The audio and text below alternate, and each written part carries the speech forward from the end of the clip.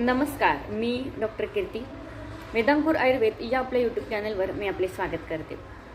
विरुद्ध अन्न म्हणजेच कसे की जे पदार्थ शरीरात दोन घटक एकत्रित येऊन ते शरीरात जाऊन त्याच्यापासून फायदा न होता दुरुपयोगच होत असेल अशा वेळेस विरुद्ध अन्न म्हणतात. म्हणजेच कसे दूध, फळे, मासे आणि दूध मिठासोबत खाणे. म्हणजेच काय, जर तुम्ही एखादा आहार सेवन करत असाल आणि त्याच्यानंतर लगेच दूध घेतलं तर ते दूध शरीरात जाऊन नसतं.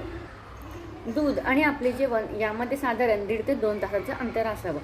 कारण दूध आणि जेवण किंवा मिठाचे पदार्थ एकत्रित सेवन केले तर ते फाटून त्याच्यापासून उपयोग काहीच होत नाही आणि म्हणून दूध आणि फळे यांच्यामध्ये 1.5 तासाचं अंतर असावं. हे जे विरुद्ध पदार्थ, विरुद्ध आसन असतं त्याला म्हटलं जातं.